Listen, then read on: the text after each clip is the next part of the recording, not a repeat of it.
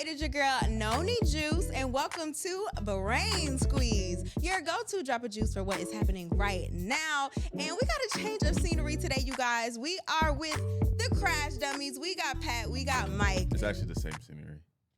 It's the scenery of my podcast. We're in a different place from doing interviews. But yeah, so glad that you guys could be here, especially last minute.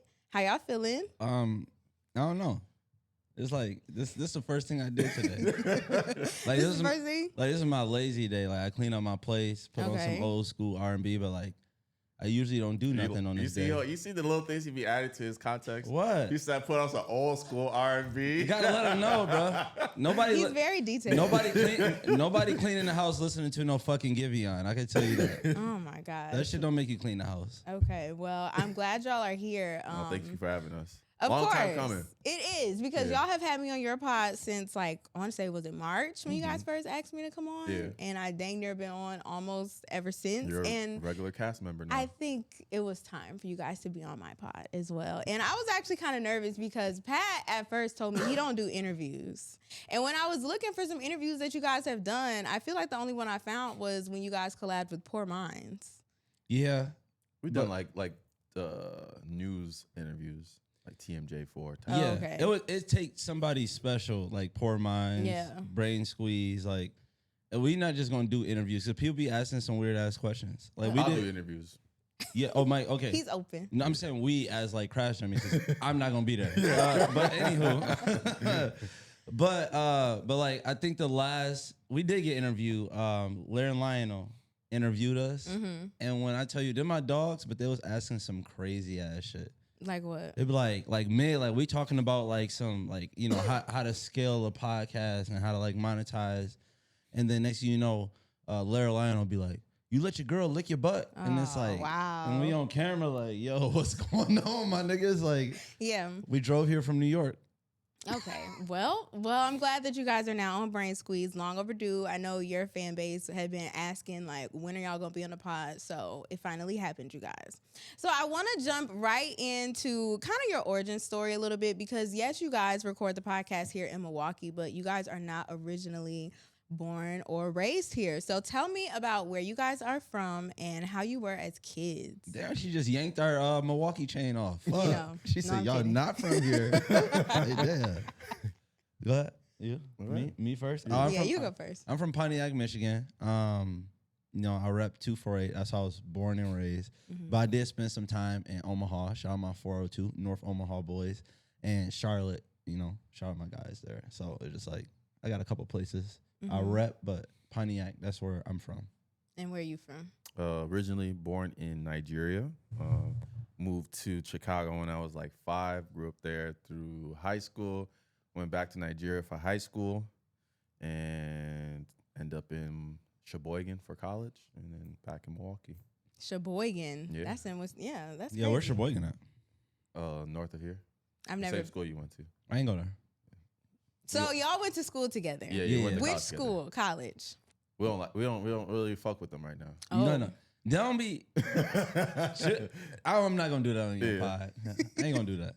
But they know why though. The people know why. Like the school know why. Yeah. It's just like a celebration thing. No, it's just I'll say it. It's just interesting. Like, you know, when they put spotlights on alumni, I feel like we're the only alumni that don't get spotlighted. But there's very particular reasons for those happening as well. One, maybe the industry we in. 2, like friendships that we had in college that we don't fuck with anymore, and the people that run those things are friends with the people we don't fuck with no more. Okay. But those type of things. Got it. Yes. Yeah. So Politics. racism. If they want to play the game, that's what I'm chalking it as. It's because we black. Yes. Well, I can understand that. But you guys met in college and you guys play football together and you guys have been friends ever since? Yeah. Yeah. There was So- 1 year gap. Yeah, we took a year off. From being friends? Yeah. We like me and him not like no long distance ass friends. Like we like, you know what I'm saying? So I was in Minnesota. I went to go coach at D2 football, Minnesota Crookston, and I was out in the middle of nowhere. It just like we send memes back and forth, but it's just like my nigga, I'm looking at a totally different scenery than you are. So it's just like, what is there to talk about? Yeah. I was hanging out with some random people that year too. Random people. So a dude that you don't even fuck with no more. Dang. And what year was that? That's a good question. You would know better than me because you know the years you were there. Hmm? Yeah. 2018. 2018. Yeah. Okay, so 2018 around then. Like when you guys were younger, were you class clowns? Yeah. No. 1000%. I can get anybody to laugh. I used to get the teacher to laugh. I had a teacher suspend me after she died laugh at my joke. Like after she was done laughing, she wrote me a referral and suspended me. But you weren't a class clown at all. No, but I would say I was the one that was like, I was cool with everybody. Like I was the one that was like friends with like different friends group, like the most hood people you can imagine. Hood hopping ass nigga. the most hood people you can imagine, and like the most like maybe like nerdy people you can imagine. You was trying to find your identity? No, I wasn't even trying to find my identity. My identity. I think I was always like a big learner. Like I always wanted to like learn different things and like experience different like cultures and stuff like that. So I feel like he not buying it. Why you laughing? No, I believe that's how he was in college too. Okay. That's how I was in college too, but I never did that shit in high school because I couldn't. Because you had to pick like your group, you know what I'm saying? Because this group beefing with that group. But it's funny, Mike throwing like 5 gang signs up a day, like, yeah, y'all boys be easy. You locked in with everybody. No. I was locked into a certain point. There's like certain people you do different things with different friends. Like I'm not gonna go to this house party with this set of friends. Yeah. We might get our ass beat, bro. That's good though to have like a diverse group of people that you kick it around, because you do get to learn a lot about them and their cultures and all that. And I think that's what helped like the podcast, like we just been around different type of people, and I think our sense of comedy, our sense of like friendship really relates to a wide group of people. So yeah. So how did you guys connect back together after that year that you guys weren't really like? We were friends during that year. Friends, it was just like Pat was in a whole nother, and then you can tell what happened with your college football stuff. Oh man, the college shut down. Thank God. The football program shut down, so I came back to Milwaukee because that was the easiest place for me to get a job. So that's really what it was. And was that your first time in like Milwaukee, just because it was kind of close to where you were already? No, I was in Milwaukee before that. Like I had my first stint in Milwaukee, then I left and came back to Milwaukee. Okay, and then how'd you end up back here in Milwaukee? I just came here in like 2017, and just kind of like the normal migration. Because when I did after college, I had the opportunity to play professional football. I was in New York Giants football camp, and then in 2017, I was with the 49ers, and then after that didn't pan out. I didn't really feel like being in small town Sheboygan, and everybody already knew like I was with the NFL stuff, so it was like those like the questions I kept getting. And then Pat moved to seen that nigga at Walmart. Hey man, you supposed to be in the NFL. So Pat had moved to, and me and Pat were really good friends at that point. Anyway, Pat moved to Milwaukee, so I was like, I'm just gonna move to Milwaukee as well. That's so interesting that you just like after doing something so big like that, you wouldn't think that somebody would want to come back to a market like this one. Well, I guess Sheboygan made Milwaukee look like Vegas. Yeah. So and also like where you would have to go back to. Yeah. Because if it's not Milwaukee, if I don't take this easy hour trip up the road, I got to go back to Pontiac. I can't go back to Pontiac how I am right now. I'm domesticated. Like, you know what I'm saying? I can't mean mug no niggas. I'm leaving my door unlocked accidentally and shit like that. Obviously, you still can't do that other places, but it's just like some shit that I'm not built to move back to, like where my parents are right now. So I need to stay here. I came here. I was taking buses. Like I ain't give a fuck. I had like I never took the bus. $500 rent, grinded from the bottom, like literally, bro. Never down that bad. No. What were you doing? What were y'all working at? Nigga, what? Hold on. I'm taking a bus? No, they got me fucked Not up. taking the bus. We are not bus shaming. Hold on. No, we're not. No, that's what we're not about to do. Because I got news for you niggas. This nigga was sleeping on my floor. So this nigga. No, it was your couch for like a week. Come on now. Because I was waiting on my bum lease. ass nigga ain't had no fucking house. Come on. Come on, man. But I had this nigga live with me. I raised this nigga. He was trying to figure it out after NFL dropped. Nah, I was not trying to figure it out. I had it figured out. What was you doing? My lease didn't start for a week, so I moved out already. Gary, bro. One time, the nigga slept over my crib. I heard a bunch of noise in the living room. I come in, he fully equipped in the football equipment. I swear to God. This nigga is lying. This nigga is a liar, Look, bro. but he not doing nothing athletic. He's sitting down. He said, "Dear New York Giants, my name is Michael Etienne, and I'm ready for camp." I'm like, bro, give it up, bro. So y'all were just working like regular jobs at that point. Yeah, type yes. shit. I was working. I had a temp job at Johnson Controls, and then after that, I worked for a healthcare marketing company in like the Tulsa area. And what were you doing? Let's see, football coach. Then I was a marketing strategist at a company called Fifth Color. Come on, start all over. What was your first job here? Football coach. No, what was your first job here? Where? Were you a stripper? No, New Balance. Oh yeah. I worked at New Balance. New Balance is like, so you know, like history. So it goes slavery for black people, then working at New Balance as a black man. It's right after that. Why? What Bruh, was so I'm bad telling about because it? it's all like old white people from Brookfield and Waukesha. So you know they don't be around no black person. And then like at the New Balance I was at, like you gotta help them put on their shoe. Like this like very like high service. Like you gotta tie their shoe. Yeah. So like one day like I'm looking up at like this old white dude and he mean mugging me while I'm tying his shoe. He wanted to kick you in the face. You tying a grown man shoe is crazy. It was crazy to me, bro. I literally got up and said, "What the fuck am I doing?" And I walked out that bitch. And I was just like, I gotta start coaching or something. Yeah. And then that's how I got on the coaching trail. And then that led me to the marketing trail. But we started the pod when I was being a football coach. And I remember, you know, it's funny that this college don't fuck with us and we don't fuck with them. I remember not saying like nigga on the podcast or saying like talk about old stories that anything that had to do with sex because I was so worried about this job.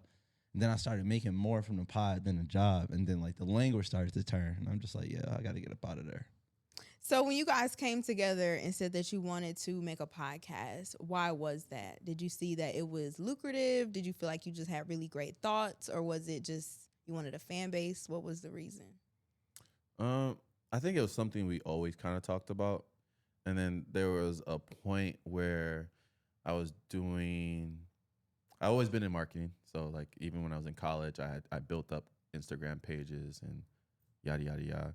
So then I started helping. I was on another podcast with actually Gene. We had one with Unfinished Legacy. And this is like the boom of TikTok. And as we were doing that, we did some clips. And some of those clips are going like kind of viral. And then I hit up Pat. It's like, bro, let's just do this podcast. I have the camera ready and everything. And then That nigga Mike said, hold on. I got a funnier nigga to collab with. I'll be back, y'all. that nigga Mike stood up mid-episode. Hold on.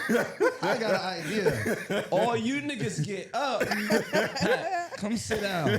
Let's roll like this. Dang. But, like, kicked them to the curb. no, because Pat is like, everybody knows Pat is hilarious, right? And we've had just like normal interactions as just us two, like going out, especially in college, and just like creating our own like adventure. Like, damn, if there was a camera following us for a lot of shit we're doing, it just would have been crazy and would have been funny. Because a lot of people say that shit. Yeah. But that's not fucking true. Like when people be like, oh, me and my best friend, we just laughed for an hour. We should have a podcast. No, the fuck you shouldn't.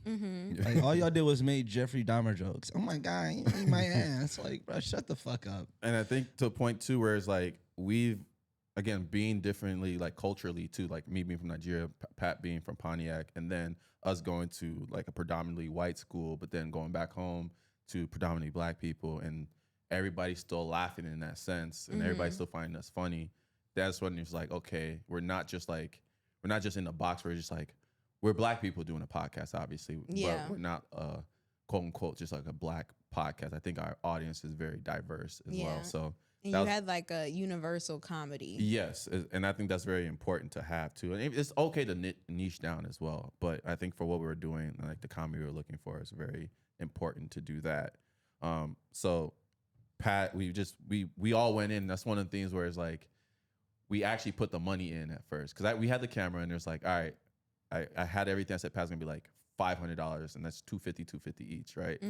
I knew once we did that, that would like encourage us at least to go through with it because we're not making that much money back then. So it's like Right. That 250 hurt. I ain't gonna lie. That 250, I like, oh man, I don't know about this pod, bro. So we shot a practice episode, which is just like us sitting in like my third bedroom in my apartment. Just a practice episode. We didn't put it out. It never went out. But we just kind of like saw the dynamic, and we're very, like Pat always says, we're very hard on comedy.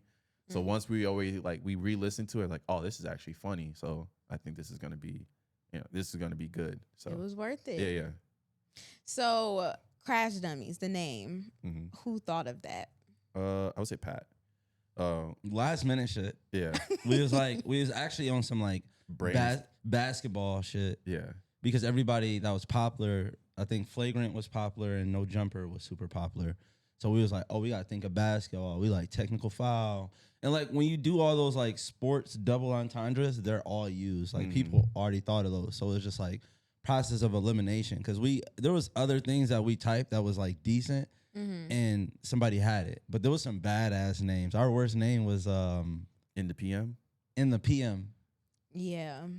I went back to some of your old posts and you had put the screenshots up of some of the old names, and one was like technically or something like that. Yeah, something like that. Oh, yeah. Because I remember it was funny because I was actually in the car when I was talking to Pat, and I was like, think of like a street sign, something like like a car thing, and he's like Crash, and he's like Crash Dummy, and then he said something else after Crash Dummies. So we're like, no, that's a good idea. I forgot what I said. But I was like, that's not even like. I was trying to do the PM shit again. Yeah. I was like, Crash Dummies at night PM. Niggas still trying to push that bit.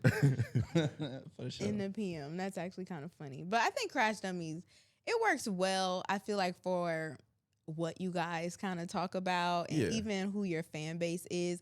Do you get irritated when people call you Crash Test Dummies? No, in person. In person. It kind of annoys us when it's like when we go to business meetings and like network meetings or whatever type of meetings and they say Crash Test Dummies. It's like, all right. It's like you're trying to sell us something. You try to say, hey, come be a part of our company, and you just call us Crash Test Dummies. Yeah. But it's just like if somebody off the street just be like Crash Test Dummies, I wouldn't be like, no, it's just Crash Dummies, nigga. I'm not like that. I might spit in their fucking face, but Nah, that's crazy. I'm not gonna correct You're them. You're wild. I'm not gonna correct them. They ain't even gonna know why they just got spit in the Crash face. Test Dummies.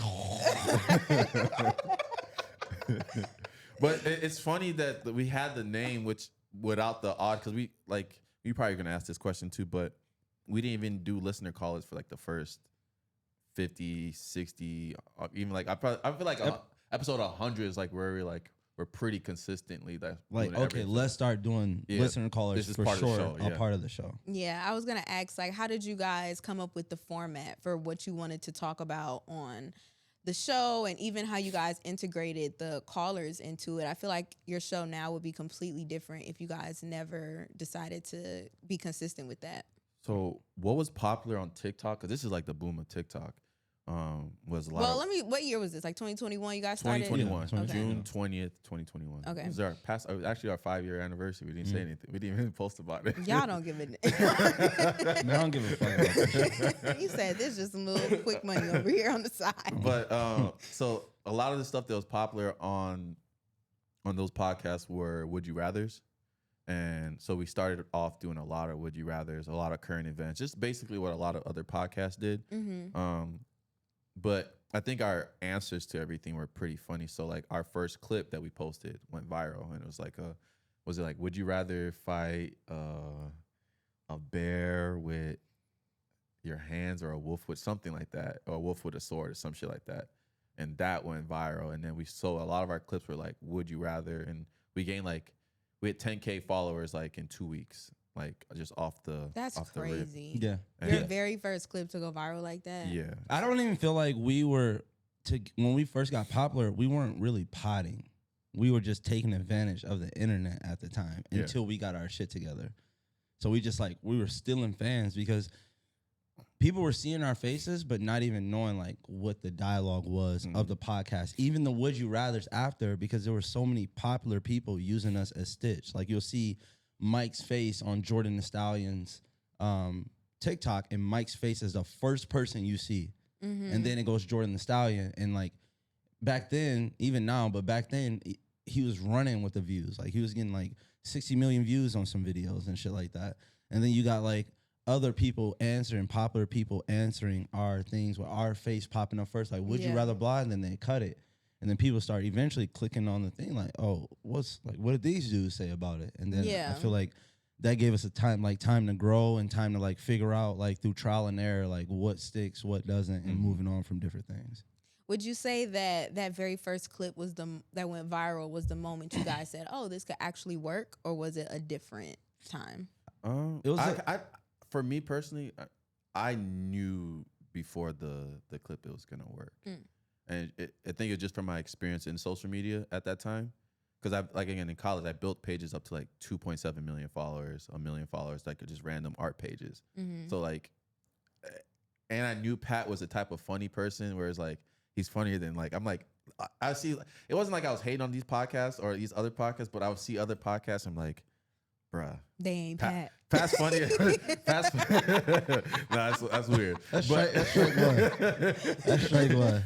But I was like, nah, Pat, like I feel like our dynamic is funnier than them. Yeah. So like it's just about like getting it out there, and I knew just like getting out there and the way to clip it up, especially like, I think that's the important part where people don't realize is like how to clip it up to make it go viral. So like we really focused on the hooks, like Pat was saying, like those questions we would ask it very slowly, very clearly. So then when they do get stitched, then it's like, you know, it kind of grabs people's attention. Yeah, we don't have a big machine behind us, so it's like we gotta do all that stuff. Is like our way of marketing ourselves.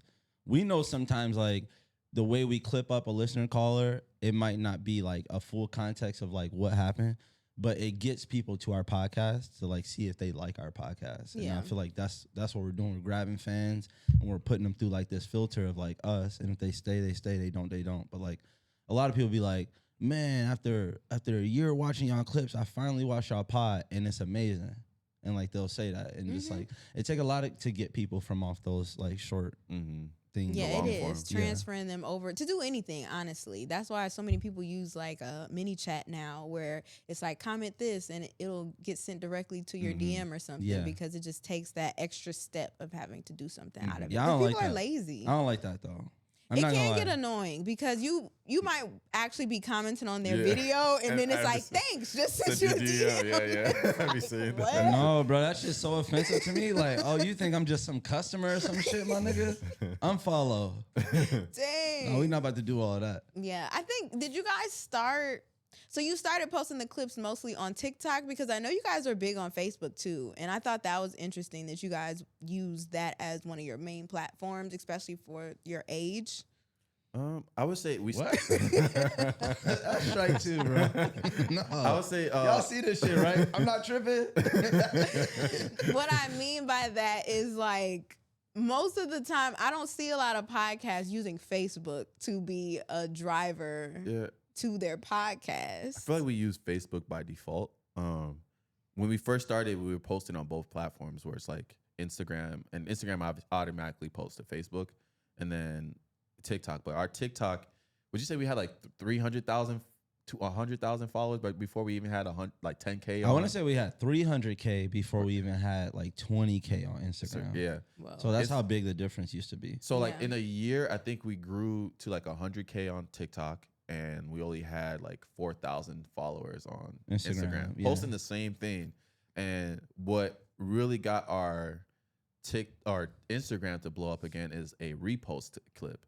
So we reposted a clip just like randomly, and that went viral. And I think that started like the circulation of like Instagram to kind of start building up. And we had so much backlog that it kept pushing our like views, everything else on the algorithm. So like while we were still posting, other stuff is starting to go viral that we already posted like a long time ago. It's like, oh, this video picking up this video, because we had so much backlog on Instagram that when people would see our page, usually when you see a podcast you've never seen before, you're going to scroll through all the clips within like 30 minutes. You know, some people just like to binge, but like some people were coming to our page and they weren't able to binge everything. They weren't, like when people discovered us, like people that are discovering us so late, they're like, damn, these niggas got this many episodes.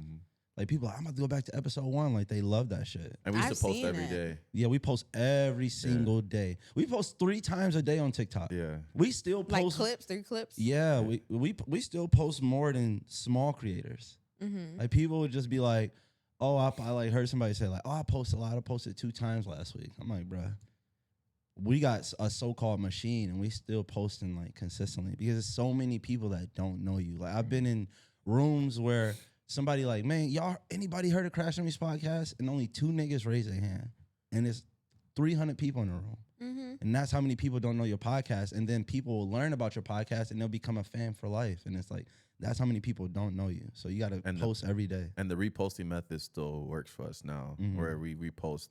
I mean, there's weeks that I feel like if a video did like 6 million views before and we posted like 6 months down the line, it's going to do 1 million. Yes. And it's all new people. It's like some people were like, oh, this is a repost. But some people are commenting like this is their first time, which lets you know there's just so many people in the world. Tell the T-Pain story. Which one was it? Oh, when somebody stole. No, when JYD.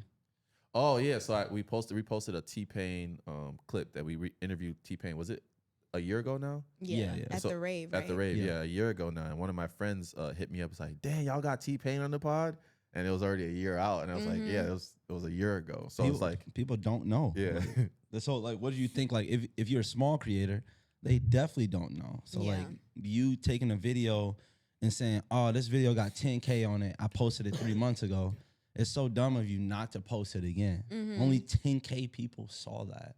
In the whole world. And then it showed you, the algorithm showed you this is a good video. So you got evidence it's a good video. What better evidence than you have than the actual platform you posted it on? And then you can repost it. it really works when you kind of like you said, we have a high clip of like of posting. So Yes. it's like it can kind of get, especially this like internet age, or some people even saw the video already and be like, I still find it funny because like even me, I'll like go back to our old videos and I know exactly what we said, but then there's like certain little things, like one sentence, like I don't even remember that, and it's funny as hell. So Especially since some people look at the podcasting space or just the internet in general as it can be a little oversaturated. So I feel like you really do have to just keep continuing to push your content out there, especially when you have a whole bunch of stuff. yeah, Like you guys have what, hour and a half to 2 hours every single week of stuff that you could constantly be posting. Yeah. So that definitely does make sense. But We need to be better, and we still need to be better at it. We're not perfect at it. It can be draining. It can but be it's just y'all though.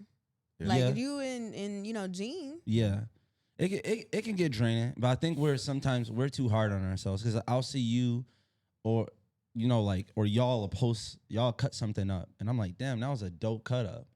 But if I would have looked at that same thing, I would have been like, yeah, because it's like our voice and we have these conversations and we've had better conversations. Like we got a conversation right now that's somewhere within something we already shot that's 1 million views and we skipped past it because we were so fatigued that week or didn't want anything to do with it. And there's millions of views back in like backlogs of clips, but we'll never go back there.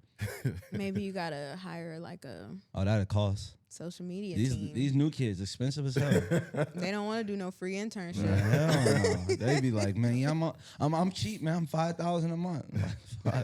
So how did you guys start to learn the business side of podcasting? shit, we're still learning. Yeah. I think it's definitely through experience. I think we did a good job. We didn't have representation until just recently. Like we just got representation because we just start walking into meetings where the numbers are now too, like, not to brag, but the numbers are too big for us to like calculate because this looks very good now. And that's a scary feeling when somebody's first offer seems very good. That means we're in over our heads. That means we need help. But like the other deals, we were both kind of had like marketing backgrounds. We were able to do simple math. And we never accepted the first deal we had. We always negotiated, even when it was a bigger deal. And we shopped ourselves around a lot. So we'd be like, damn, that sounds like a good deal. But after taking 5 meetings with all these other companies, we find out, oh, that's actually the worst deal. They're actually trying to take advantage of us. None of these other companies did that thing.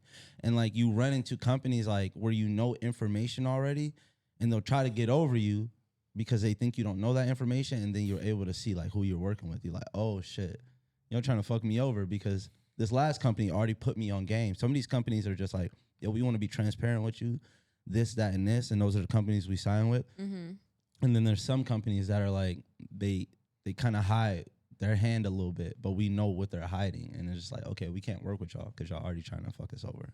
I think also too, like our backgrounds in marketing. I had my own marketing company, and that's what I was doing full time since 2019. So being an entrepreneur and just like being in business meetings and like working with like companies that are making $10 million a month. I mean, $10 million a year, $50 million a year type of company. So I feel like seeing the behind the scenes and just like how business people talk, I think it made us go into meetings a lot more confident. And like, so it's like when they say something and then we answer with a very stern answer, or, you know, sometimes we do good cop, bad cop type of thing where it's like either Pat's kind of being more like, oh, tell us more. And I'm just like kind of more stern, or Pat's more stern in the meeting. That's funny. How y'all agree on that before the meeting starts? It's not even like agree. I think it's just like a feeling thing. Because sometimes I'll not be feeling some shit and Pat might talk me into it. Like, just take the meeting, this and that. Let's just see what they have to say, or vice versa. So it's just like one of those things where I think we built that trust with each other. Whereas like, even as one of us may not want to do something as much, we're doing it more for like if one of us really thinks it's a good idea, it's like, all right, let's run with it. Like, if you really think it's a good idea, we're just gonna run with it. And I'll just like, I'll take the back seat, or, you know, be Mike or whatever it has to be that day, where it's kind of like for the bigger picture. Yeah, playing a bad cop is fun though. Like, I be in that motherfucker like, yeah. Are y'all sitting in the shoes? Especially when you got the upper hand. Nah. And it's like, you know, it's not something you need. It's just something you want to like hear out, and you really don't care that much. You're like, I'd be throwing tantrums. Yeah. I just turn my camera off. Like, bro. What? Absolutely not. No, Mike be on his like, but I don't know when he's gonna do it, but sometimes he get real disrespectful during meetings. No, his girl will come in, she'd be like, "You want a smoothie?" He like, "Yeah, could you add bananas to my smoothie?" Everybody just sit to the beat like this. So what y'all said? Like, oh yeah. I'm like, yeah, we not signing with them. That nigga is checked out. You do not be caring. Is there anything that has surprised you about the industry so far that you didn't know that now you do know? Always have a lawyer. Get a lawyer early. Taxes. Like, make sure you guys got your taxes in order. And also just know that people in the industry are sharks. Like, especially when they're people trying to solicit their services to you.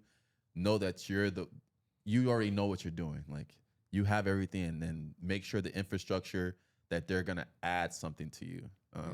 Because most of the people, like a lot of the meetings we go into, is just like, we're just gonna tag along of what you guys are already doing. And our biggest thing is like, how can you make us more money?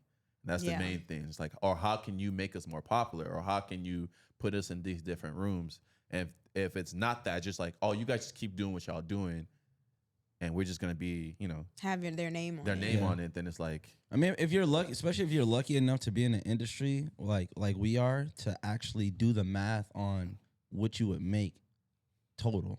Like, what are you giving up? How much are you giving the company? I think that's like a big thing that will like help a lot of people, because it's just like, oh damn, this money looks good, but like, why does this money look so good? How much are you making off of this?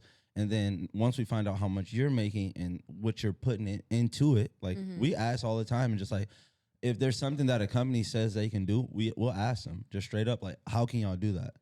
And if we can find a way to do it cheaper, like we got to hire one person. Like, if we can make $10,000 more a month doing this certain thing, but we just got to hire somebody for $2,000 a month to do that thing, then that's $8,000 profit for us.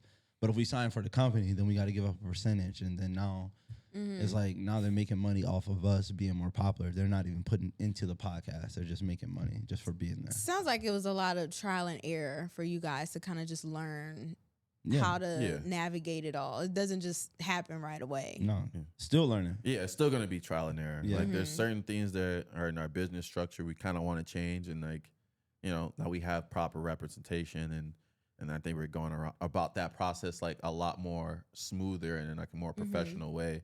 And I think it's always going to be like that. And it's always going to be like different things. And I think with the podcasting industry, I think people that are doing the podcast need to know that people that claim to be like super experts in it are lying. I don't feel like there's experts in it because a podcast is such a it's so new. It's so new and it's such a talent based like. If we feel you, we feel you. There's celebrities that have podcasts, right, and they're not doing well, right, or they don't do great numbers, or compared to what they kind of have going on. And it's just like how do you connect with your audience, and that's the main thing. If you know how to connect with your audience, you have your audience. You always have the leverage. No one can tell you, no one can like say, hey, let me take this celebrity. Boom, I'm gonna like put you guys a podcast. Sometimes that works, but that I would say that celebrity already has a connection with their audience. Like, for instance, like I think Lil Dicky and Benny Blanco, they have a podcast as well. It does pretty good numbers too. But those are people that are very like personalities, internet personalities, rappers and musicians, but they have really boisterous personalities. So I think when companies trying to go in and say like, I can help you guys with this, I help you guys with this, just know like you are only the person that's going to be able to help you out with this. The only thing they can help you do is maybe put you in different rooms that make you, that put you in bigger rooms that make you highlight yourself a lot more. Yeah. But again, like that's the biggest offer that a lot of companies try to like wow you with. Exposure. Oh, is exposure or like who we are in connection with because you've seen us work with this person. But that doesn't work, especially in like the podcasting. Unless you're an interview-based podcast, then it doesn't work for you. And like that's the problem with us is like people will offer us people as like a way to be a part of their company. Like, hey, we want to get you connected with this person. But if that person doesn't watch Crash Dummies Podcast, then there's no point. You know what I'm saying? It's like there has to be a chemistry thing with us. It's like you probably got to watch the show a little bit and just know that we're not about to sit here and ask you. Like, we had T-Pain on the podcast, and I don't even think we asked him like, like a bunch of crazy questions. Like it was just more of just like vibing and like they come into your world. Yes, exactly. Yeah, and it was like it's not like a disrespectful thing. Like we shouldn't be, but that's part of like why we want to be different. Like we want people to come here and just blend in and just have regular conversation. Exactly. Do something that you don't do. If you go look at like somebody like Lil Russell, if you go look at all his other interviews and you go look at our interview, totally different from any other interview he's done. And there's a place for that. Like there's a place for people like interviewing questions. But I think when people have more of a journalism background, it suits them better. But when they see podcasters who just are podcasters, like kind of how we are, we don't have journalism background. So we're not going to ask like the hard hitting questions because one, we don't really, there's some of the things we don't really care about. So we're just asking it because like we saw this person ask this, you went on this podcast and you just, you're doing your promo run. Yeah. There might be some questions that pop up in conversation like, oh, you did this when you were a kid and stuff like that. That's cool. But like doing like super deep research, we do research. We look them up and stuff like that, but nothing in the sense where it's like we're gonna ask them a question, but if something came up, then we like know their little background on them, where it's like, oh yeah, I did see that you said this or said that, or trying to find a different twist to it. I think it's interesting that most podcasts now, well, at least the ones that I see, they always have a guest. Like every single time, it's always them talking to somebody. Everybody has a guest, and I'm starting to think like, is that what people think podcasting is? Is that you have to be interviewing someone or you have to have a guest on? Obviously you guys don't, but I don't know, it just feels like that's what a lot of other podcasts do, and I don't think that that's what it's for. Yeah, I think a lot of people they're scared to go through the grind. Like you got to be willing to do 50 episodes and only have 50 people listening to you. Like you got to build your fan base out from like the bottom up. And like a lot of these people, they don't want to grind for that long. They can't sit there and put a podcast on the internet and realize, hey, nobody's watching it because they don't love it like that. So then they want to cut the line. Yeah, it's like a crutch. And like, pay a bunch of money to get a celebrity on and then bring people to that. And then they try to be themselves. But then it kind of does a reverse effect on you because you actually seeing people leave. So, like that's the thing that we're lucky about. Like, no matter what, like YouTube numbers could fluctuate, social media numbers could go up and down. But as far as like people that listen to us monthly, that's never went down. It's like those people who listen to us, those people rock with us every single Wednesday. And it's like because we built that with them and we like talked and we never let them down. We only missed 1 week. That was the birth of my son, and it's like been episodes since. Like so, 5 years of like no missed episodes. Nothing. That's what's up. Very dedicated. Yeah, I think the most important part is like Pat was saying, making the fan base fall in love with you as individual. And there was a book I read like one of the best probably things I've read. I hate niggas like this. That read? Yeah. No, but I haven't. This is a really long time ago. Hey, but it was, read. I Yeah, hate niggas that read, bro. Educated. it was called the a thousand real fans, right? I've heard of that one. And I read this before we even did anything like marketing or podcasting and anything. It's just like something I read in like college. But it kind of was like the thing. It was like you only need like 1,000 real fans, and I think it's really to like break it down for people. Like if you have 1,000 people who are willing to pay you $100 a month, that's $10,000. That's $10,000 a month, right? And you can even scale it down from there. So I think it's really trying to like Pat said, really build that audience of like people that truly support you. And just like we've been on tour, this is like something new we've been doing, and that was a big step for us because we're kind of scared about it in the sense where it's like. We're so big on social media. We don't want to like do a show and it's like, oh, only sometimes 20, it doesn't translate. Yeah. No, it don't. We've don't. seen it. We've seen it not translate for a lot of people. For a lot of people. Yeah. So that was like our biggest fear because a lot of people jump out here too early. Yeah. And then it kind of like, now you got the 30 people that showed up to your show. They see it's only 30 people there. Yeah. Even if you fucking rock it out, they still felt like, oh, it was only 30 people there. Like people go to shows to be seen in some sort too. Like, hey, I'm going to see Usher and Chris Brown, but I'm also going to see Usher, Chris Brown, and the whole city pop out too. So like when you go to places like that, like when we go to New York and people from New York look around, they're like, oh, y'all got this bitch rocking. Yeah. Like I thought I was very niche. I thought I was coming to my favorite podcast. Yeah. It was going to be 50, 60 people here. And they looking around, there's 300-400 people around them just as geeked as they are. Because sometimes when people have interest in things, they might feel a little embarrassed that like, I'm cool. Like, but now when you see a whole bunch of people, it's like, oh, there's a whole bunch of like-minded people. Now it's like, it's cool to be a Crash Dummy listener. You have a name for your fans? Oh, no. Like a group, a community name? No. Just random. Fans. I feel like we haven't earned it because we've never been like beefing with another. I feel like that's when the names come out. I feel like Joe Budden's podcast didn't have a name for their fans until like Rory and Miles started their podcast, and it's just like, what are Joe Budden's fans name? I forgot what they call them. Hojo's. Joe's hoes. No, I know what their Patreon listeners say. Patronies. Patronies. That's for Patreon people. No, but it's something else too though, like that. But man, you gotta call your fan base the Dummies. nah. I know, but I feel like sometimes we go back and forth on like sometimes there's certain points where we there's certain points where we like, damn, we don't really like our name like that sometimes. The Crash Outs. No. That's the thing. That's the only like stigma about having like the Crash Dummies name. It's just like the whole like niggas be, like the way the word Crash Dummy is used. Like, oh, he a crash out, he a crash dummy. Like niggas crash. If you're looking up on Twitter, sometimes we look up on Twitter to see what people are talking about. So we have to enter like Crash Dummies Podcast to actually see like our fans tweeting about us. But sometimes you just leave like just put Crash Dummies, then it goes to like people talking shit about people. Just like random people. These stupid ass Crash Dummies in Milwaukee. I'm like, us? Nah, they're not talking about us. When you guys are going on tour, real quick, I want to go back to something you guys had mentioned, like knowing that it was the time to go on tour. Like, what was it? Or was there a moment or something that you saw or realized that made you feel like, no, I think we can actually pack it out and people will come? Or was it more so just a leap of faith? I think it was like we did a test show, I guess you could say, in Chicago at Zany's. It's like 150 people. Even before that, at a UL pop-up. Yeah, I would say that. But I wouldn't say that was more like a ticket thing because I feel like UL, well, maybe not for me. I didn't notice at that time because I feel like UL and Crash Dummies were kind of like people like expected us to be around each other all the time. So I feel like anybody that was coming for UL. So I was still confused at that point. But the Chicago one, we did a smaller room. It was like 151 people. And Mike's from Chicago, and I'm from Pontiac. So our first thought process is like, hey, if we can't get 150 people to Chicago, and we got people from Milwaukee, Chicago, and Pontiac, Detroit area, then this ain't gonna work. And like that sold out super fast.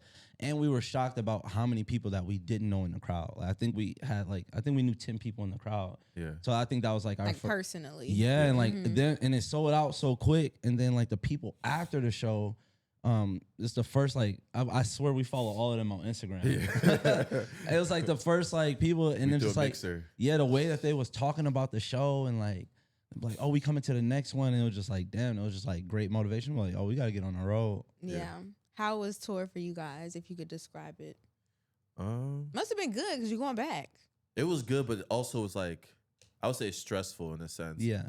I think the stress really came from not knowing like how to, like, I think there's a lot of things we learned this first tour. Like we know like what we're capable of doing like the night before, the night after, you know, like getting sleep, being prepared. Yeah. There's a lot of things that like that we could have did that would have made like some of the days better. But I think that was like the process of doing it. That's the point why we did like a lot of the cities that weren't super popular in, but we were still like popular enough to when we're doing more of the cities we're really popular in, that we kind of like go full throttle. So it was a good learning experience. It was super eye opening though too. I just didn't realize how like tired and like by the end of the tour, it's a grind. It was a grind. That's the thing. I think I underestimated. Then I think traveling, the grind, the being on the plane, not sleeping in your bed, like it's a lot.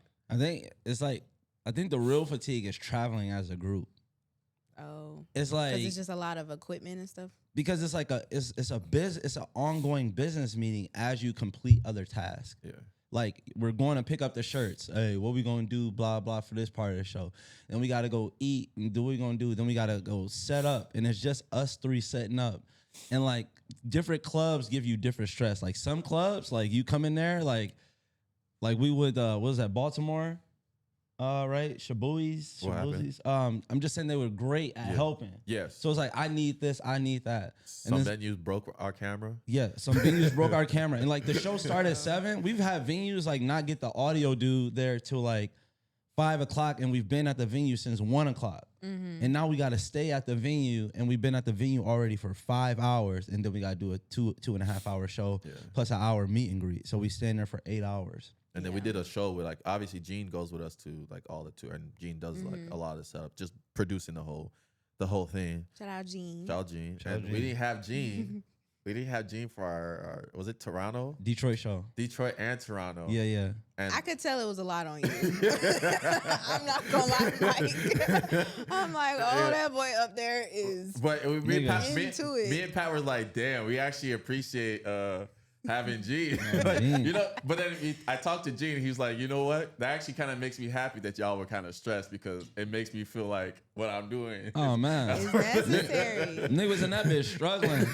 During the Toronto show, it was so bad that I think we're talking, and I think the way I set up the cords was I had one of the cables like right under Pat's foot. Yeah. So I think Pat actually kicked it, and then our audio kind of went out. So we were talking without the mic to the crowd for the longest. For like at least, it's like long as 5 minutes. And then you troubleshoot, and he over here but trying to keep going. Yeah, and Pat's really good at that, like trying to keep the show moving while I'm trying to figure out things. And I think that's the thing we kind of learned about each other during the tour, is like just trusting each other to do like our jobs, and that's like the main thing. I think sometimes we butt heads. That's just when you kind of travel a lot, you're gonna butt heads. But I think at the end of the day, it was like we all want the same thing. So it's like everybody has their things they're good at, and I just like focus on the things you're good at, and everything else will kind of work out. They say that you shouldn't go into business with your friends. Would you guys disagree with that? No, I don't disagree with that. I just also think like I have friends, like we have some mutual friends that we share together. I would not go into business with none of them niggas. You know what I'm saying? It's just like, it is what it is. But it's just like, I would go into business with him. Like we've always been like that, even before we had businesses together.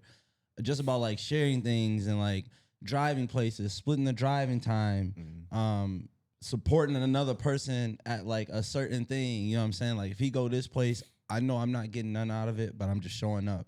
So it's just like, you already have that rapport before you come in, and then you just like, also, like he said, we invested at the same time. So it's just like, we never, like, it's always been split down the middle with like revenue. And we've always been like, you know, if somebody's going through something, like somebody's about to move or something, just like, go ahead, take this money. This one, we didn't have that much money. Like, go ahead and take the Crash Dummies money and do what you got to do. Like, you know what I'm saying? I'll do it down the line when I need it. And just like always trying to like help each other out. So it's like, eventually it became a thing where it was like, now there's so much things like to do. It's just like we're already automatically helping each other out. So it's like automatic. It's just like, it's just easy. But I feel like some people aren't really friends when they go into stuff like that. Yeah.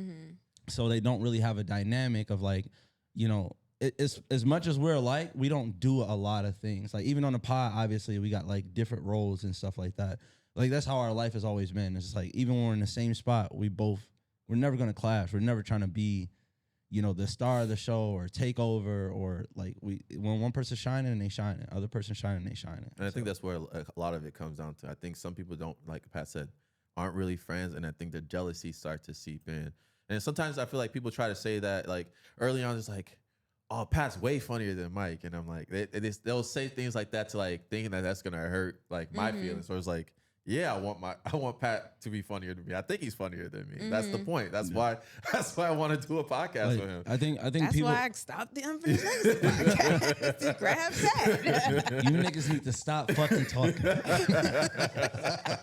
I Get got the an idea. But like I think also going in like knowing we want the same goal. Like me and Pat, we butt heads. Obviously, we're gonna butt heads on different things. We have difference of opinions all the time. Y'all fought? No. No, but we just Hey, like people do. we just like just recently with guests, right? Me and him are having like a different mindset on who we should have as guests. He's leaning more like they're popular on social media. Something big just happened to them. They were just on Love Island. They were just on Kevin Hart's Netflix show. We should go with this person. And I'm more of just like, yo, this person has been on TV. He's a household name. He's on, you know, all these TV shows and people will recognize his face. So it'll be just like that. But like one thing we know, like when they get to a peak, it's just like we're very we're smart enough to know like the decision doesn't happen without both of our agreement. So if I'm saying something and I'm halfway through talking it and I can see he already said no, why the fuck am I still talking about it? And like that's where we get it, because we'll like butt heads, and then we'll be like, oh, you really not going to agree with me? And it's like, no. It's like, all right. And it's like, we don't take that to heart. It's just oh, that nigga, he really don't want to do it. It's not. We know that both of us have good intentions about everything. So just like, he must really have a bad feeling about this. I'd rather do, like, I'm not about to go into something.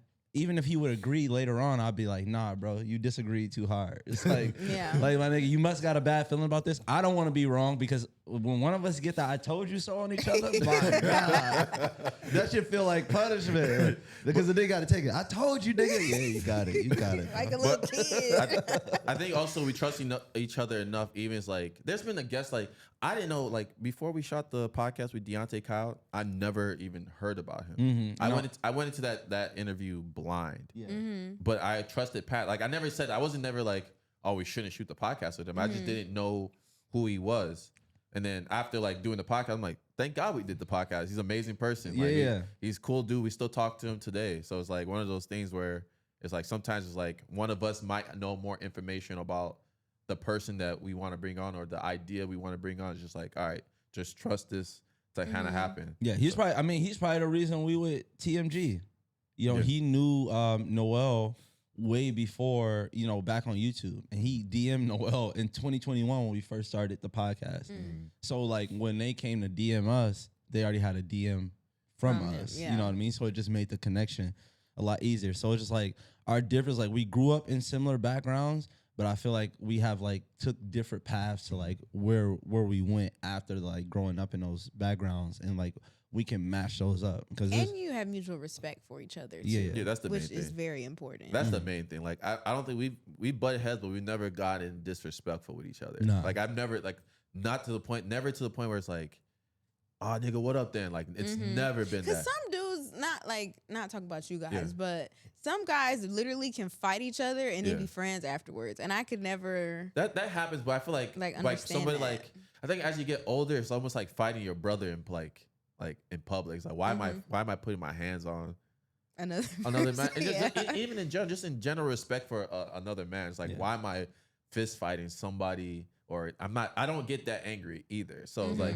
Because at the end of the day, it's like, what are we actually arguing about? Yeah, I think it's just a vocabulary issue. Yeah. Like when people fight, like if y'all two 27-year-olds, y'all fighting, that means somebody's vocabulary is off and they can't keep up with the conversation, so they have to resort to fighting. That's usually what it is. Especially if it's over something simple, you know, and just like somebody is saying something they don't really mean, and now they're too stubborn and have an ego to say, hey, I didn't really mean that, because the other person already lashed out and said something. Yeah. So like now y'all into it, but it starts with like neither one of y'all know how to conversate with somebody. Like I think for conflict resolution. Yeah, exactly. It's just like, bruh, I've been working on not getting canceled my whole life. Like for real. I deleted all my bad tweets. Like when I was like, I think we was like, because I feel like we found a glitch on Twitter where you could type in your name and then like type in what you said. So like I'm typing in every slur I've ever like that you can think of, and you could type in your name, and I like got deleted. That's why I'd be like, when people be on Twitter and it'd be like a 10-year-old tweet of them saying like a F slur and whatever they said, it's like, nigga, you could have been deleted this shit. You knew you was getting popular. Yeah. You know, when I was looking at you guys' profiles, yours starts in 2023. I was like, dang, where's all of Pat's posts? Oh yeah. Yours goes all the way down. You kept everything, which I can appreciate, but you like, nope. Yeah, it was just the way that I was being clipped up, because at that time I was still in like a prove it mode as like I'm funny. You know what I mean? Because right now, because we're trying to prove that we're funny. But like we're only being recognized. Oh, y'all got the craziest listener callers. Because some of the listener callers were so good back in the day, we would not talk the whole fucking listener caller. We would just let the listener caller go off. And it's like we were trying to prove them to be funny. So some of the clips I would have like dark humor on. And then people would just be like, man, shut your bitch ass up, because that's what people do when they think you a small creator.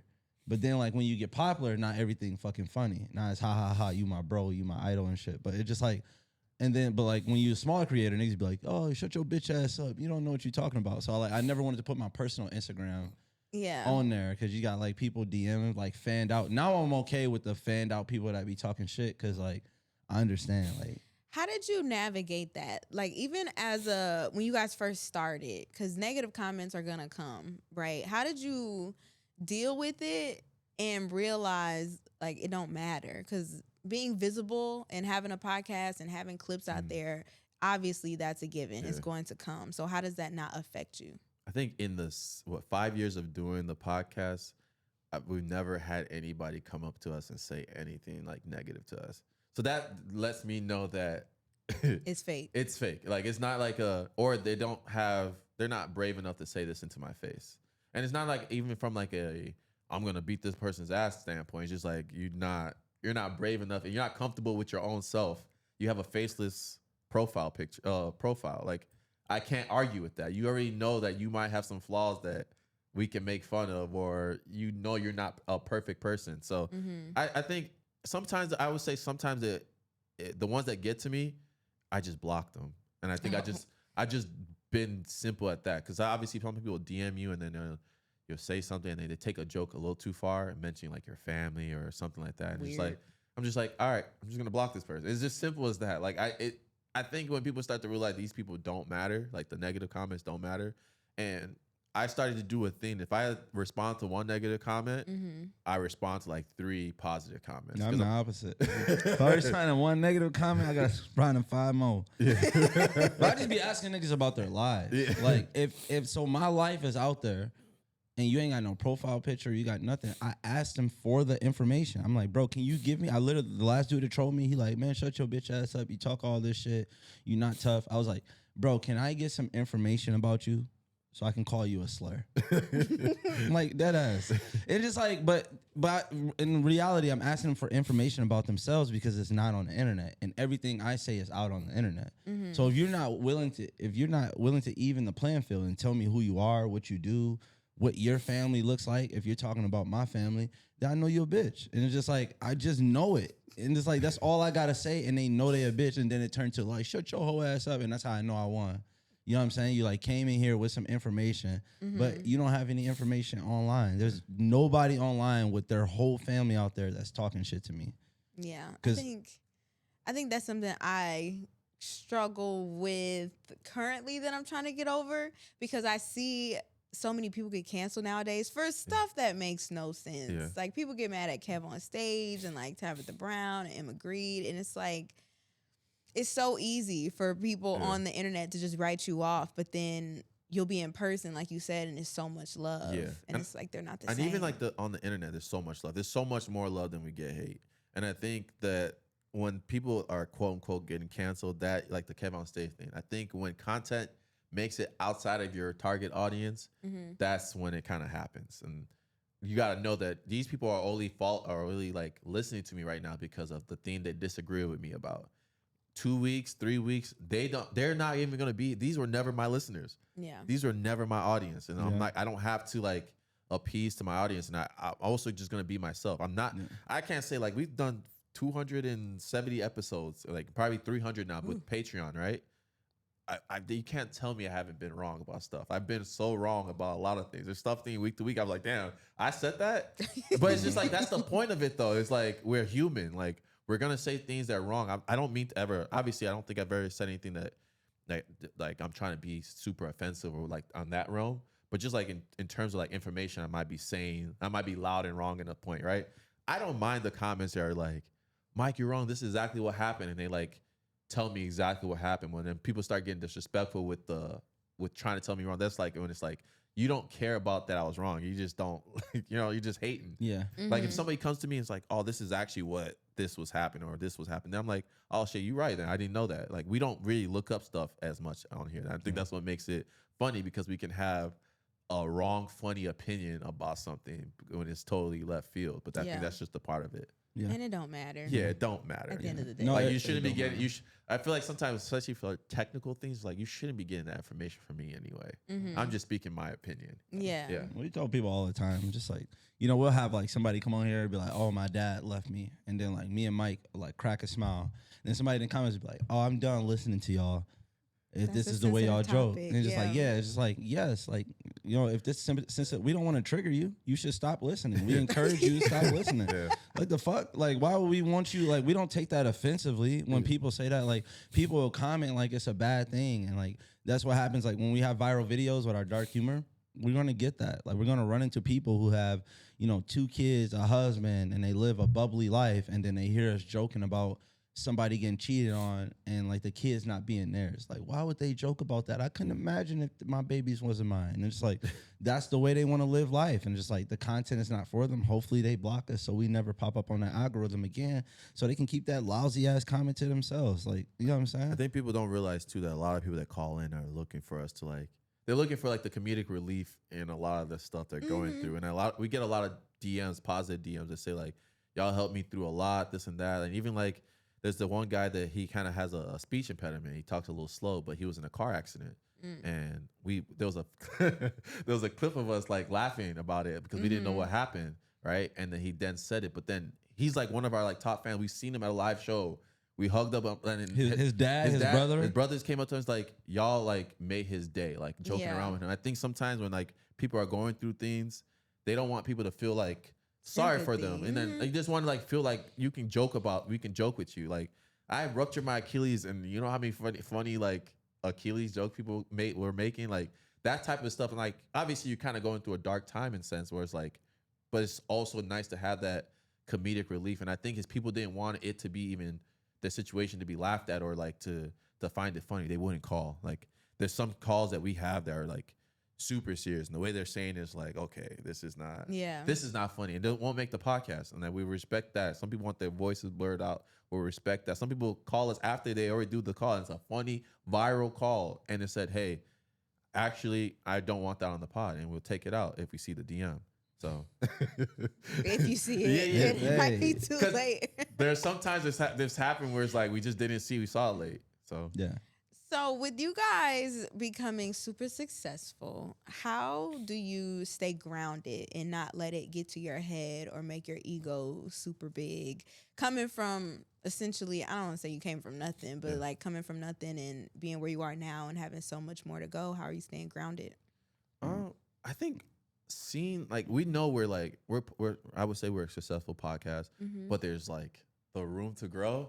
Like some of our peers, like Poor Minds, A Basement Yard, and all those like Joe Budden podcasts, like it's not just from a monetary standpoint. It's like there's shit from an audience standpoint. There's like with some of those podcasts, it's like there's still so much room to grow.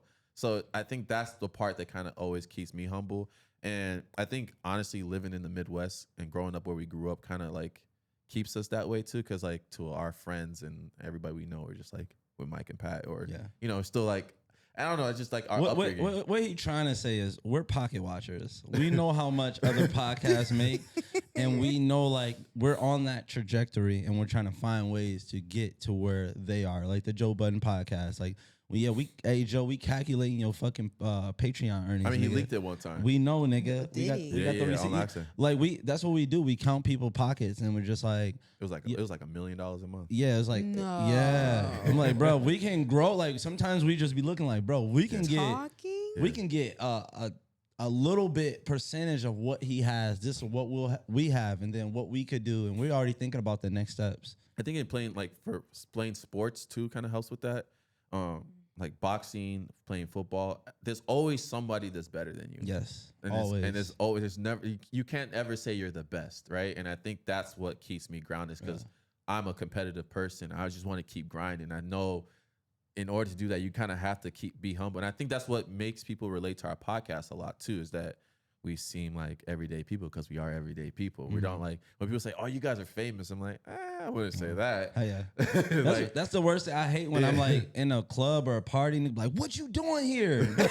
I know. Nigga, the same thing you doing here. Bro, watch out, bitch ass nigga, give me a shot. What the fuck do I do? What are you doing here? I was in my apartment complex. He was like, it's like an expensive. It's like not a cheap apartment complex. It's like $3,000 a month for $3,400 a month for rent, right? He's like, damn, you got an apartment here? I was like, what? Like, yeah. What they want you to spend? $5,000 a day? People be wanting like to live above your means. But that's what they would do with and that's why they not in the position that they in, because they not ready for that shit yet. And it's just like. It definitely comes like we've been knew that. Like we've been like knew like, we got to calm down before the money get here. Because I think that's why we didn't, because we've always wanted to start a podcast. But honestly, that's why I think God didn't allow us to start the podcast yet. Because I'm telling you, if I had this power at 25, my Lord. But it'd be an after party after every live show. You think Diddy did something crazy? Oh. I'm playing. Okay, I have so many more, but I'm not going to get to all of them. We probably have to do a part 2. Would y'all want to do a part 2 at some point? Yeah, we're yapping. That's happened when you do a podcast with podcasters. I love to yap. Yeah. I'm a yapper. No, we yapping too much. Were you about to say something? I feel like I cut you off. Who, me? Mm-hmm. No, you cut them off at the right time. No. I know. It went to Diddy. I'm like, you know what? You good. There's a lot going on. Ain't have much. LeBron James. Philly. Yeah. You have to talk about that on the pod, I guess. Mm-hmm. Well, maybe we can talk about it here. I don't know. But I want to talk about Black brotherhood because I feel like it's so refreshing to see a duo like yourselves who aren't, in my opinion, from how I know you guys, aren't pieces of crap. You know what I mean? Mm-hmm. Like you guys have respect. Some girls might differ. Have respect for the most part. No, you know, y'all not out here being crazy. It seems like you're educated. You get the business side of things. It's very just refreshing to see you both together. So how would you say your bond has as Black men, you know, in America, how would you guys say you feel about that, I guess? You know? I think we don't take ourselves too seriously. And we're willing to like... I'm trying to think of like videos that we've done that like kind of portray that. Like we did a horse riding video one time, and it's like putting ourselves in situations. I just think like this, like everybody's so like bent on being like these like macho men type of thing all the time, and I think sometimes it's like we show that you don't have to like act like like you're super tough all the time, and you can still be tough. Like there's some people like will say shit about me and whatever, but it's like. I know, like, I box professionally. I know, like, 9 times out of 10, I probably can beat this person up. But I don't give that energy off of, like, oh, I'm going to walk around with, like, my head high. So, I don't know. I think it's, like, one of the things where it's, like, we joke, we laugh. We're not afraid to, you know, be ourselves. And we're not, like, we don't, like, feed into, like, the toxic, you know, masculinity, that type of things as well. I also think, like, like when you podcast every day, like we're lucky that our podcast isn't interview based. We're lucky our podcast isn't just like purely just like pure comedy. Like we got some lifestyle and like people getting to know us. So like the more you podcast, I'm sure you know this, like the more you podcast, the more you become yourself. Because you're talking about all these topics through the lens of yourself after gathering the information. So like the more you become yourself, the more you realize like I've never, I don't know how to explain this. Like I feel more black now than when I worked corporate, if that makes sense. Like when I was around corporate, I was predominantly white people I'm around. But like now I'm around like Mike, Gene, like other men that are my age, and I'm able to lean more into who I truly am without like judgment, and like people actually like me for who I am. So that encourages me more to be, who I am, and like giving like young black boys different characters to unlock, because it's like, you got all these people in the industry, like, oh, I want to be a rapper, I want to be a football player, even people that want to be a podcaster, but some of these podcasters are former athletes that are podcasting or former rappers that are podcasting. It's always something to where like, oh, this person used to do this and now they're successful podcasters. Just like two dudes that went the same route is that you're going right now, that you have an opportunity. Like our path wasn't hard. It's not like somebody gave us like this podcast and was like, oh, Mike's dad was an A&R at Sony Music or some shit like that. It's just like, no, we went to a small college. We went to, I wouldn't call Milwaukee the biggest city. Like it's not like we're in New York or Hollywood or something like that. And then we're in the Midwest, and then we're two regular people that had regular jobs that started some dialogue back and forth, put in the hard work and created something. And that path is a lot easier than someone having a hit record. Yeah. So like giving young kids that are in high school, like them, I can go that route.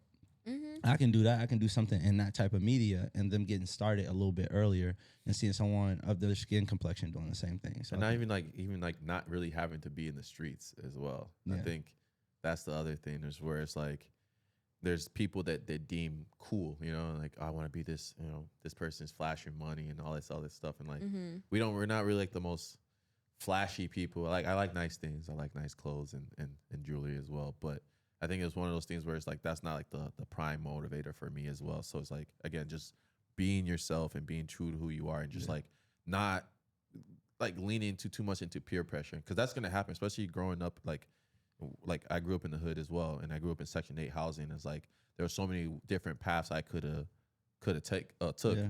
And I think I took the path of like truly being myself. Like when I always say it was always like Nigeria at home for me, and like Chicago outside. And it's like I think I stayed true to like who I am. I think, and growing up, people are like, "Oh, you talk so proper, this and that," and it's like. And I grew up in the hood in Chicago. It's like I kind of had my own voice though. Like I grew up the way I am because I wanted to be who I am. There were certain times in growing up where it's like I was kind of like ashamed to be Nigerian, and obviously people like make fun of me now because I mention it on the pod. But like, I was ashamed to be where I'm from, and I think growing up, like it was like, oh, African booty scratching, all this type of stuff. Yeah, those. but they're like those type of jokes. But then like I think when I went back to Nigeria for boarding school, it kind of gave me that new appreciation of like you really should be confident. And it took me going to boarding school to really appreciate where I'm from. So I think like Pat's really proud to be from Pontiac. Pat could easily say he's from Detroit, and Detroit is like what 20 minutes from Pontiac, but you'd rather say you're from that. Yeah, like where I'm from, and like rep where you from, and just be you fully. And I think that's the new tough. Yeah. Like the old tough is to like hide who you are, and have this big macho ego that everybody sees, and they're like, oh, we don't know nothing about him, and he looked tough. And it's like, no, here's everything about me, and I'm standing on business about all my flaws. Yeah. Like, yes, I look like that. Yes, that's like people be like, oh, your hairline, you got a big forehead. Yes, I got a big forehead.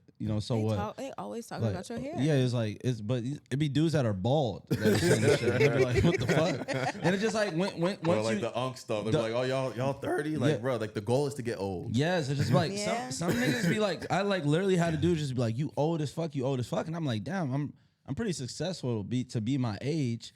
And you're 27, you broke as fuck. Now you got 6 years, bitch ass nigga. Let's see what you got. But it's just like, it'd be like something simple like that. But like, obviously that's a joke. But you look at people who aren't even in position to say things, and you just realize like everything's fake. Like nobody's opinion matters in your life, or like what they say and what they do. So you just become more and more yourself, and just like, yes, I got flaws. You got flaws too. But like only one of us pointing out the other person's flaws right now. And it's like, that must be something going on in your life. And it's good. I'm not even thinking about that. I'm thinking about, Your mom's, nigga. Oh my God. Pat can always like this something with Pat. He'll have a serious dialogue and he's like, "Oh, I gotta get a It's joke like out he here." can't just No, he keep can't. it serious all the way through, bro. No, It's my- like he'll lose cool points or Yeah. something if he stays. No, my therapist tried to overdose on Xanax. She was sick. I was like, man, you really that tired of me? Oh my gosh. Well, I have so many more, but I guess I'll end it with this one for now, because we are going to do a part 2 because I have so many other questions. Mhm. But what do you ultimately want Crash Dummies Podcast to be remembered for, or what impact do you want to make culturally in the space of entertainment or podcasting, whatever? I want everybody around us, like, including Gene, you, anybody that's ever been like affiliated with us, to like have the ability to do what they want because the podcast got so successful. Mm-hmm. Like, I want people to be like, we're such a successful podcast that everybody is able to go make money a different way if they want to. That's what I want for Mike. You know what I'm saying? Like, I could see Mike one day kind of like in like the Speedy Norman interviewing like people that don't do interviews and stuff like that. And like him having the ability to do that because the podcast got so popular that people start calling us out by name. Like, you see, like, even hate comments will have your name, but this dude got a hate comment about you, but he spelled your name correctly. Mm-hmm. And it's like, that's a W. That's a huge W. So just having that, like, people that dislike you, like you, know who you are. So then a company is just like, I got no choice but to pay this person just for who they are. And I can put you in this position, and then you can just keep making money and keep making noise, like, with that. So that's my goal. I would say, like, honestly, the same thing as Pat just said. And I think to add to that too is like to be like a platform where I know people kind of come to kind of just escape the real world in a sense. And I think that's what we've kind of like curated, where it's like we come here, it's kind of like therapy for us too. It's like, I mean, I went through a whole breakup at one point when we were on the pod. It was like Nigga was sleeping in our studio. Bum ass nigga, dog. Like, you know, I'm just saying. I told you. Nigga talk about he got no card. Get a nigga another place to stay. Y'all come on, man. That's the second time now. I was paying for the place though. I do it for my little nigga, man. I was paying for the place though. Hey, man, I still, you know what I'm saying? No, I ain't gonna lie, I did some fucked up shit when he was going through his breakup. Like, we're super insensitive to each other. Like, when somebody going through stuff, like, if it's like somebody and like one of the other person family died, we give that first surge of like, hey, I'm here if you need anything. But like, once that person say, nah, I'm good. Okay, nigga, we good then. Nigga, did you see LeBron James? Oh my Nigga, God. I just told you my granny died. I know, but like, if LeBron ball out, bro, your granny gonna be applauding. She gonna see that shit from up there. But also just to be like the platform where like even like A-list celebrities want to come and like want to show a different side of themselves than like the regular interviewing style. Like, I didn't know like Sterling K. Brown talk like that type of person. Like, exactly. so that just like that's the ultimate goal. I just like to keep growing and obviously branch off and just use the podcast as like the base and the foundation to kind of branch off and do different things like red carpets, maybe movies, TV shows, Netflix series. GTA still ain't hit us up. Yeah, Grand Theft Auto, like That would radio. be dope if y'all could be in Yeah, GTA. so like Gonna be in GTA. I don't know. It's just like a lot of goals, and I think the goals keep adding on as like the industry keeps changing. Because like there's gonna be different things in like 10 years from now. It's like, am I gonna be podcasting 10 years from now? I don't know. Like Joe Budden and them, they're like 50. You know, like they're still podcasting. Obviously, gonna be different things where we're talking about, and the goal is for the audience to grow with us, and you know, I think that's the ultimate goal. For us. Honestly, I think our audience will push us to where we're supposed to be, because they already push us. Like, we listen to the comments. I feel like we have like, I don't know, I feel like we get a lot of constructive criticism, and it's like at this point now we can take it because it's like it's not a lot. You know, we'll only have like 300 comments on YouTube. We can actually read through all of them and see like we'll read through comments and we're able to filter out hate from constructive criticism. I actually even read a hate comment and be like, damn, this nigga was hating, but he kind of right. You know what I'm saying? So we're able to like do that and adjust and adapt. And I just think our audience is going to like tell us where we should go, just like based off what we're doing already naturally, because we listen to our audience pretty well. Yeah, y'all are awesome. I appreciate y'all for even bringing me on. Gang shit. Come on now. Super cool. I also appreciate that you guys do it here in Milwaukee, because you know we talk about this a lot off air about just the opportunities that come here and the ones that don't come here, and to have a national platform like y'all's in the city, people don't expect that. You know, even if you like, you probably could think, oh, it could be holding us back, but we have a reason why we're here. Yeah. You know, so. No, I think at the beginning, if we would have said we were from Milwaukee, I don't know if we would have been as popular right off the bat, because a lot of people from different states like California and New York, why am I listening to some niggas from Milwaukee? You know what I mean? Right. But then like after we revealed it and we already had these followers, it's dope that we're here in Milwaukee, because it's just like, oh, y'all built that in a place like that. Like, okay, like what else is there? We putting eyes on more a podcast here or somebody that is under the same entity, and just like,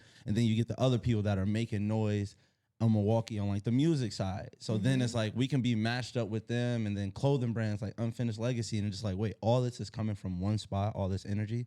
So I think it's dope, you know, to like have a community like that, and we're very accepted within the Milwaukee community. Yeah, like I think we're doing a better job this year of like actually getting out in the community and like giving back to people who supported us like along the way. We got something with True School coming up on August 14th. I don't know when this will be out, August 14th and 15th. I think like that's another way that we giving back to the community with a program that gave back to the community around Milwaukee. So that's like I feel really good doing that one. And you playing in a charity basketball game? How you see that? It was posted on Instagram. Oh yeah. The Leafapalooza, you know. Damn, I didn't get invited. Come. No, it's my guy. It's my guy Leaf. We used to coach at Nicolay together. He coached somewhere else, basketball now, but he throwing charity basketball game. Yeah, but you be outside. You be outside more than Mike. Mike, you gotta come out. But he injured though. He got Achilles. Not to play. I'm just saying, be outside. I'll be outside. Where you be at? Don't worry about it. On the low. No, he be outside. He do his little cocktail lounge. He an old man. A cigar lounge. No, you might see. No, I wouldn't put it past a nigga. No, I would go to a cigar lounge. Yeah, I don't even smoke cigars like that. Yeah, I would. Well, is there anything else you want to tell the Brain Squeeze audience? Anything you want to promote? This will probably be out like next week. I'd like to know how long we've been doing this. Like an hour, an hour and a half. Hour and a half. Carrie's only halfway through her water right now. Not even halfway. Bro, way. What the fuck? What do you want me to do? Chug the water the whole time I'm here? Nah, I think Corey took a sip too. Man, whatever. No, that nigga, he was like, I got you, baby. I'm making it look good. She's like, baby, drink it down the year so it look Y'all don't good. have no water. or what? How much water is in your cup over there? No, you see that big jug right there? There's some cognac. Yeah. Right, that's already did one of those today. You said some cognac. But now, appreciate you having us on. We love what you're doing. We love having you on the podcast. I think you've elevated us as podcasters as well. Literally, you know. Really? Yes, I was Telling saying you, for because real. sometimes like when people say, "Damn, y'all had a longer podcast," like 2 hours. They don't really know that the reason we have a longer podcast is because of you. Because I like to yap. But no, but I think you like, question shit. You don't let shit slide. And we're so used to talking to each other. It'll be some shit that he says that I'll just be like, I know exactly what he's talking about. And you be like, nah. What the fuck are you talking about? And like our audience needs to hear that. And you do like a really good job. And you have like, I don't know how the fuck you do it. You be remembering shit. You be like, so Pat, last Thursday you said, like, nigga, I don't even remember what the fuck I said last Thursday. I know that nigga Corey be going through it. What you mean? I told you I met her at. No, you said you met her at BP, nigga. It was a Sunoco. Nah, nigga. Fuck. No, so whatever. Appreciate you being part of the podcast. Can't wait to see your growth of your podcast as well this year. Thank you. I'm excited for it. It's going up. So yes. Thank you guys so much for being a part of Brain Squeeze Podcast.